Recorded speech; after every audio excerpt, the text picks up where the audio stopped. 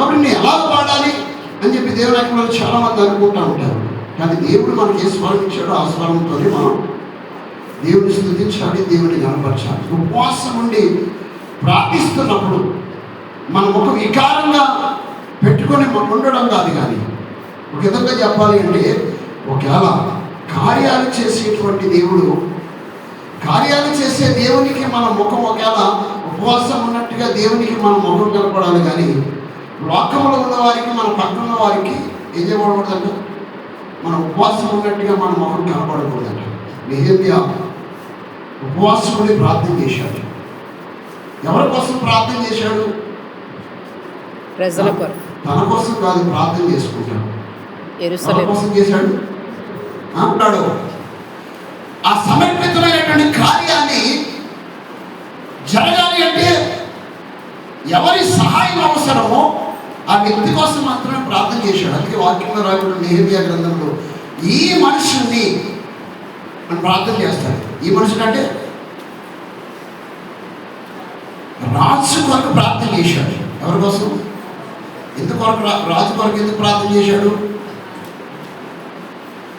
నేను కార్యం చేయడానికి సహాయం చేసే వ్యక్తి ఎవరో, వ్యక్తి అనేటువంటి ఈ రాజు మనసును నువ్వు మార్చి నీ మందిరపు గోడలు కట్టడానికి నీవు నాకు సహాయం చేయి. విషయం అడుగుతానండి, నెహెమ్యా యెరూషలేముని ఏం కట్టించాడు? ఏం కట్టించాడు? మందిరం కాదు కట్టిందా, ప్రాకారపు గోడలు కట్టించాడంట. దేవునికి స్తోత్రం. మరి మందిరాన్ని ఎవరు కట్టారు సార్? ఎజ్రా. మందిరాన్ని ఎవరు కట్టారు?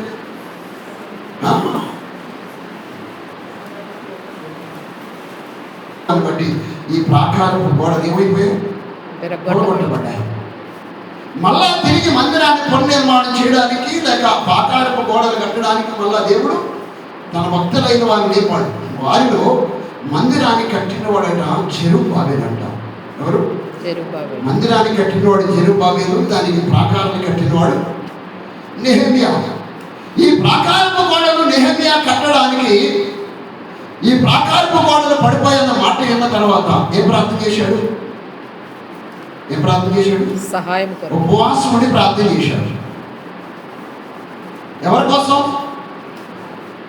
ఆ ప్రాకారపు గోడలు కట్టడానికి ఎవరి సహాయం కావాలో, ఎవరి సహాయం అవసరమో ఆ వ్యక్తి కోసం, ఆ రాజు కోసం ప్రార్థన చేశాడు. ఒకరోజు గిన్నె అందించడానికి వెళ్ళాడు. అందరికీ కనపడిందో లేదో నాకు తెలియదు, కానీ రాజు కనపడేటువంటి విషయం ఏంటంటే ఏదో ముఖం విచారంగా ఉన్నట్టుగా కనిపించింది. దేవుని స్తోత్రం. వారిపోయినట్టు కాదండి కనపడతా. ఎలా కాదు?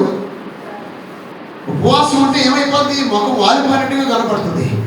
ఏమీ కనకపోతే ముఖం ఎలా కనపడుతుంది? వాలిపోయినట్టుగా కనపడుతుంది. కానీ నెహెమ్యా ముఖము వాలిపోయినట్టుగా లేకపోతే ఏదో ఉపవాసం అన్నట్టుగా ఏది ఆ ముఖము చీలిపోయినట్టుగా కనపడలేదు. రాజుగారు చూడగానే రాజుగారు తన యొక్క ముఖము ఎలా కనబడింది అంటే విచారంగా కనబడిందంట. ఎలా కనబడింది? విచారంగా కనబడింది. అంటే విచారంగా ఎందుకు కనబడింది అంటే నెహెమ్యా ఉపవాసం ఉండి ప్రార్థన చేస్తున్నాడు. ఏ ప్రార్థన చేస్తున్నాడు అంటే ఏడ్చి ప్రార్థన చేస్తున్నాడు. ఏ ప్రార్థన? ఏడ్చి ప్రార్థన చేస్తున్నాడు. ఏడ్చేవాడు ముఖం ఎలా కనపడుతుంది? ఏమంటే ఏడ్చిన ముఖం అలాగే కనపడుతుంది. హల్లెలూయా, హల్లెలూయా. ఉపవాసం ఉన్నవాడు ముఖం ఎలా కనపడుతుంది? ముఖం వారిపోయినట్టుగా కనపడుతుంది. అలసిపోయిన జీవితాలుగా కనబడుతూ ఉంటాయి. కానీ ఉపవాసముడి ప్రార్థన చేస్తున్నాడు. కానీ నెహెమ్యా తన ముఖము రాజుగారికి ఎలా కనబడుతుంది అంటే విచారంగా కనబడుతుంది. విచారంగా కనబడుతుంది అంటే దానికి కారణం ఏంటంటే, అందుకే రాజు అంటాడు 2వ అధ్యాయంలో, నీ ముఖం విచారంగా కనపడుతుంది కానీ నీ శరీరంలో ఏం లేదు, వ్యాధి లేదు కదా అంటాడు. ఏం లేదంట? ఏ అవయవాలను ఏ వ్యాధి లేదు. గుండె బలహీనత కానీ, కిడ్నీల పోకలం కానీ, మూత్రపిండాల పోకలం కానీ, శరీర దుర్బలతలు కానీ ఏ బలహీనత నెహెమ్యాలో లేదు. కానీ ముఖం మాత్రం ఎలా కనపడుతుంది? విచారం చేత కనపడుతుంది.